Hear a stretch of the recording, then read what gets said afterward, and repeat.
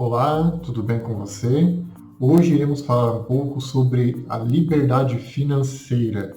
Em que consiste a liberdade financeira? E para isso, então, eu vou compartilhar a tela para que podemos fazer algumas simulações e aí a gente poder ampliar um pouco esse entendimento juntos. Então, eu vou compartilhar a tela aqui com vocês.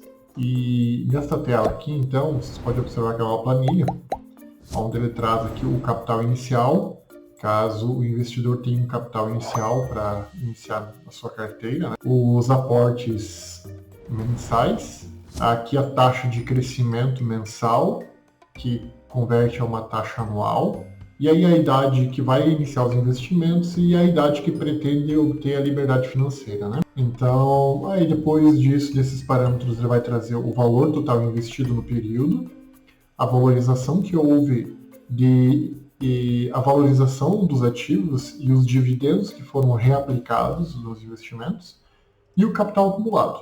E aí, com o montante do capital acumulado, aí a gente coloca aqui uma taxa de retirada de 0,5%, que é o que basicamente uma média de alguns FIIs, que são fundos imobiliários, né, pagam atualmente, tá ok? Então essa que é a lógica do cálculo. E aí ele faz, então, a partir do momento em que há o capital acumulado, no final do período, a taxa de retirada, que seria a nossa renda passiva. Então vamos simular aqui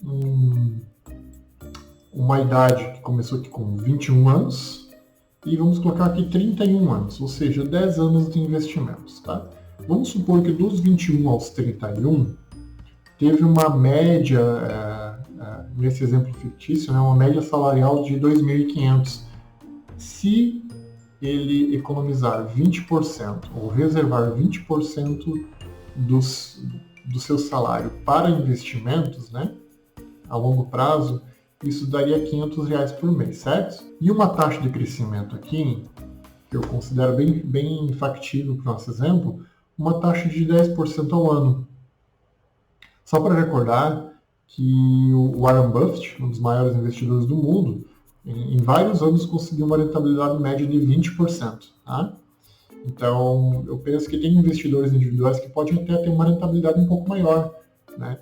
Mas eu acho que entre 10% e 15%, no longo prazo, escolhendo bons ativos, está dentro de uma realidade, né? Acima de 15%, aí começa a ficar um pouco mais complexo. 15, 20, 25% já é um esforço e exige um acompanhamento muito grande para poder atingir esses percentuais, né?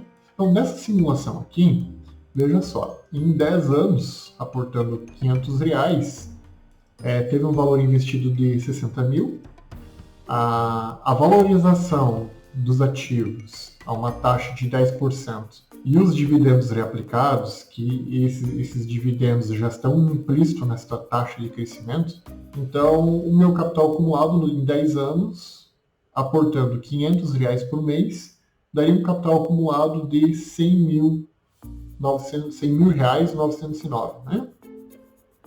E considerando que parasse de aportar, então, no 10º ano, com 31 anos, e a partir de então, se fosse usufruir desse capital sem aportar. Então, eu defini uma taxa de retirada de 0,5 ao mês, e isso daria um valor de R$504,55. Ou seja, deste ponto em diante, a partir do 10º ano, se eu parar de aportar, eu vou sempre receber uma renda perpétua, entre aspas, né? Uma renda passiva no valor maior dos que os meus aportes mensais. Então, isso para mim constitui um dos primeiros pontos da liberdade financeira, quando a renda passiva dos meus investimentos é maior do que os meus aportes. Esse é um primeiro ponto. Mas assim, R$500 não é o suficiente.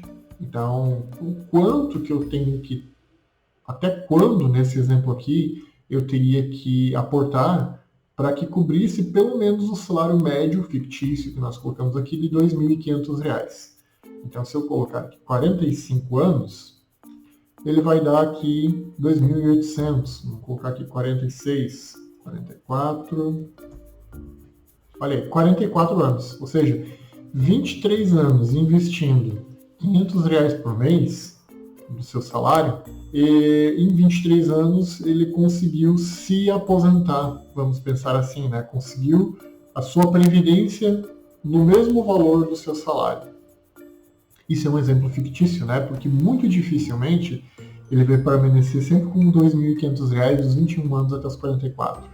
Né? Conforme vai se desenvolvendo, conforme vai melhorando na profissão, né? Vai se dedicando ao aumento do conhecimento da área de cada um, sua renda vai aumentando também. Né? Então, esse é só um exemplo fictício, tá ok? Agora é o seguinte, se ele ganhasse uma média dos 21 até os 44 anos, se ele tivesse uma média de renda de R$ 5.000, se ele economizar, aportar 20% do seu salário todo mês, da mesma forma, veja, no 23º ano, ele teria a sua renda passiva do seu salário atual.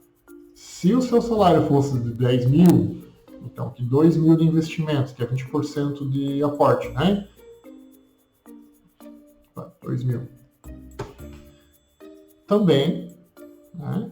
Se eu considerar aqui até os 31 anos, da mesma forma. Ou seja, então, nessa taxa, nesse exemplo aqui, né, há uma taxa média de 10% ao ano. Em 10 anos, ele tem a renda passiva maior do que os seus aportes. E em 23 anos, ele efetivamente se aposenta com o mesmo salário que ele recebeu durante os seus 23 anos, certo? Então, veja o quanto tempo é possível antecipar a nossa previdência, né, com essa lógica. O que acontece muitas vezes é que quando começa a criar um mindset de investimento, a gente acaba buscando rendas extras, né? E muitas vezes acaba até conseguindo um percentual de aporte dos nossos rendimentos maior do que 20%. Então, nesses casos, a gente vai diminuindo o tempo, né? Vai diminuindo o tempo em que a gente vai ter a nossa liberdade financeira, tá ok? Então, neste exemplo fictício aqui, vamos colocar aqui de volta com um salário médio de R$ 5.000 por mês, né? Conseguiu acumular aqui em 23 anos um capital de R$ 1 milhão, e a partir daí ele vai usufruir da sua renda passiva, né? Isso com 10% ao ano, o que eu acho que, sem muito esforço, escolhendo bons ativos, né? Mas carregando esses ativos para o longo prazo, essa é uma taxa possível de atingir. Se for trabalhar um pouquinho mais em estudar, em ficar acompanhando um pouquinho mais o mercado, enfim, né, e fazer escolhas melhores ainda, baseado cada trimestre estudar o balanço das empresas, né, e ver as oportunidades conforme elas forem surgindo, eu penso que aqui é possível, né, uns 15% de crescimento anual. Então veja, já mudaria de 5 mil aposentadoria para 10 mil, para quase 11 mil reais. Né? Considerando que ele teve um salário médio dos 21 aos 44 de 5 mil reais, em 23 anos ele se aposentaria com o dobro do seu salário. Então veja que também uma diferença aqui de 5% no rendimento dá uma diferença do dobro aqui na renda passiva no final do período, né? Então, isso aqui também é a questão, tá? Só que qual que é o ponto, né? Que vou colocar aqui 13%, né? 13% aqui para ficar no meio termo. Bom, mas Gelson, eu vou aportar em que? O que carteira é essa? Tá? Então aí começa a entrar alguns conceitos de investimentos, né? Em montar uma carteira que seja possível a gente ter essa rentabilidade com segurança, não se aventurar com ativos de risco, tomar risco, né?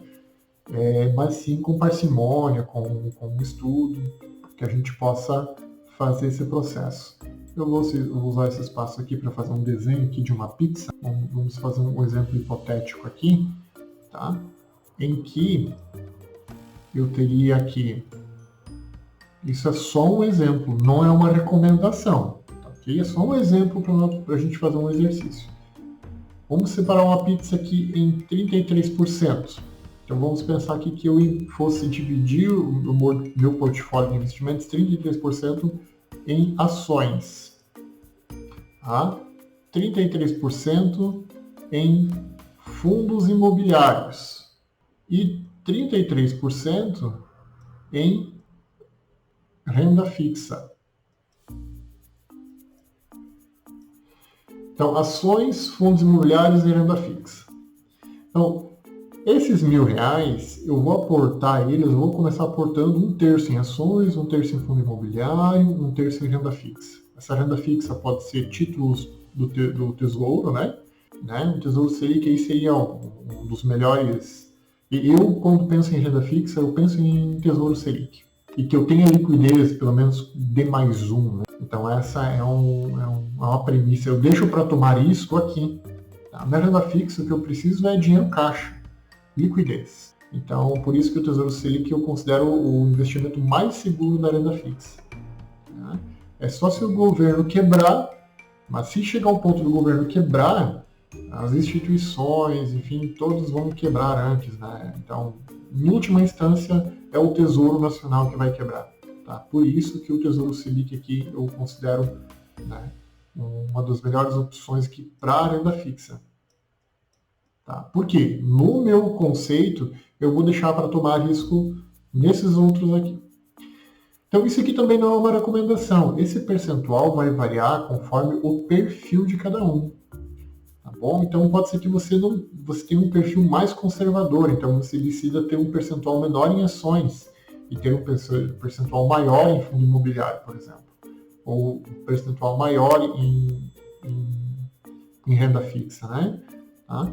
Mas qual que é o objetivo que nós vamos ver aqui? A renda fixa não é o objetivo rentabilizar, mas é ter um equilíbrio do meu portfólio, tanto para altas quanto para quedas, né? Então vamos pensar o seguinte, eu comecei investindo 1/3 do meu aporte, aqueles R$1.000 de exemplo, né? Conforme o valor dessa pizza vai mudando, eu vou rebalanceando ela. Então quando as ações caem, que o meu percentual de ações cai, o meu percentual de renda fixa aumenta. Então, o que acontece? Automaticamente, eu direciono a minha renda fixa para comprar mais ações, tá? Além dos meus aportes mensais. Ou os meus aportes mensais acabam sendo direcionados mais para ações, porque elas caíram. Agora é o seguinte, quando eu estou com um movimento de alta na bolsa, esse percentual sobe e a minha renda fixa cai. Então, os ativos que eu tenho na carteira se valorizaram a um ponto, né, que chegou de repente a 40% aqui. Então, o que eu faço? Eu vendo um pouco de ações e recomponho o meu caixa. Essa é uma forma que tem de automaticamente comprar mais na baixa e vender mais na alta. Tá bom? Essa é uma das estratégias. Outra estratégia seria simplesmente pelo aporte. Né? Então, eu não vou girar patrimônio, porque ao girar patrimônio eu posso estar pagando um pouco de imposto de renda, porque se eu vender mais do que R$20.000 aqui no mês em ações, eu tenho o pagamento de imposto de renda. No fundo imobiliário, qualquer valor que eu vender com ganho de capital, independente se for R$1.000, R$2.000, eu vou pagar imposto de renda também, certo? Então, é essa estratégia que vai muito do perfil de cada um. Tá? Eu vejo que no início da carteira, até acumular um certo capital, que é possível migrar aqui das ações para renda fixa e vice-versa. Mas quando o seu capital vai aumentando, esse giro de patrimônio pode ocasionar um aumento de imposto desnecessário. Então, muitas vezes, esse equilíbrio acaba sendo feito simplesmente pelos aportes. Então, eu vou recebendo dividendos, eu vou pegar o meu aporte no mês e vou aplicar para onde tiver um percentual menor. Se as ações estão caindo e estão abaixo de 33% da minha carteira, então eu vou direcionar todo o meu aporte para comprar mais ações. Ou no movimento de alta, que eu estou com um percentual muito alto aqui, eu vou direcionar para o meu caixa. Né? Então, isso garante um equilíbrio do meu portfólio, tá? E ele acaba, de certa forma, impulsionando, né? acaba impulsionando assim, o movimento de alta, né? Porque se só sobe ações e eu só compro ações, de repente estou com 70% em ações aqui. Aí dá um crash na bolsa. Ou seja, eu coloco tudo aquilo que eu ganhei e eu perco tudo naquela baixa. Tá? E se eu tivesse redirecionado para a renda fixa, eu poderia aproveitar essa renda fixa para comprar na baixa. Então, existem vários métodos, várias formas, né? Mas esse é um método que eu gosto particularmente de utilizar. Então, essa seria a alocação macro, né? Porque aí dentro das ações eu iria fazer um estudo. Quanto que eu vou ter de ações aqui na empresa A, quanto que eu vou ter de ações na empresa B. E eu vou dividir isso aqui em várias empresas que eu vou fazer um estudo, né? Eu vou fazer um estudo aqui para ver quais são as empresas que eu vou carregar para o longo prazo. Então, empresas em setores perenes, que têm um bom histórico de resultado, que entregam lucros constantes, que têm uma taxa de crescimento.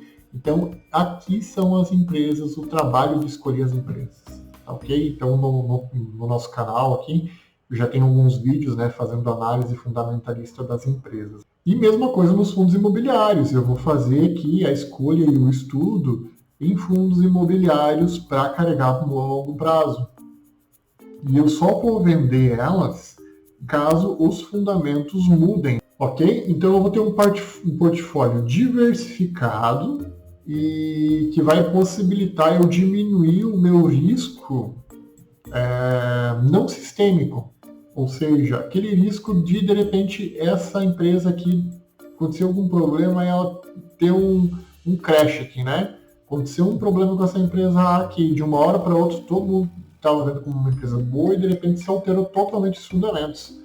Né? Aconteceu algum problema aqui e aí eu perdi 50% dessa empresa aqui. Não vai ter problema, porque esse 50% irá representar 1, 2, 3% da minha carteira e não vai impactar no meu investimento como um todo. Por isso que a diversificação ela é muito importante.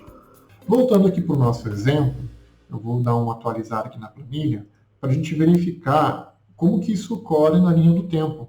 Recordando então que esse aporte mensal aqui é para um salário de 5, no nosso exemplo hipotético, né? Um salário de 5 mil reais. Guardando então 20% do nosso salário, dos 21, vamos supor que na média dos 21 até os 44 anos, a renda fosse de 5 mil reais. E 20% todo mês ele iria realizar os aportes, tá? Então, em 23 anos, ele teria uma renda passiva com uma rentabilidade média de 3%, uma renda passiva de 7 mil reais. Como que isso iria se comportar na linha do tempo para a gente entender o poder dos juros compostos no tempo, tá bom? Então, veja só, aqui, dos 21 anos até os 30, tá? Ele conseguiu um acúmulo de capital reinvestindo os dividendos, né? De 200 mil reais, aportando 1.000 reais por mês em 9 anos, né? Ele conseguiu acumular 200 mil reais. Agora é o seguinte, para passar para 400 mil reais, então, dos 30 anos, para passar mais 200 mil reais, ele não precisou levar mais 9 anos. Ele levou aqui mais 4 anos. Ou seja, quase a metade, né? Quase a metade do tempo anterior ele conseguiu o mesmo acréscimo de capital. Dos 34 anos até os 37, veja só, mais 3 anos ele conseguiu mais 200 mil reais. Tá? E assim ele vai diminuindo o tempo, né? Que são mais 2 anos. Ó, tá? Ele vai diminuindo o tempo. E aqui que há a explosão, né? Que há essa explosão aqui do gráfico. Tá? É basicamente o juro composto. O juro composto trabalhando aqui. Então, o que é que fez com que essa curva, com que esse crescimento de patrimônio fosse mais alto aqui na ponta? Tá? Foi isto aqui, ó, os 10 primeiros anos. Os 10 primeiros anos de aporte são os principais responsáveis por esse grande crescimento exponencial aqui no final do período que eu quero, né? Tá? Então, este aqui é o ponto importante, tá bom? Então, aqui muitos assim, mas não está indo devagar. Mas o impacto do juro composto vai ser lá no final do período, né? Então, por isso que exige muita, primeiro, conhecimento, né? O conhecimento. Depois tem que ter um método, que é aquilo que eu estava trazendo para vocês, né? Um método. E também disciplina, tá? Porque sem disciplina eu não vou conseguir atingir o meu objetivo. Então eu vejo que esses 3 pontos aqui são essenciais, né? O conhecimento, o método e a disciplina, tá ok? Então espero que vocês tenham gostado do vídeo, né? E a gente se vê nos próximos, tá bom? Um grande abraço, tchau, tchau.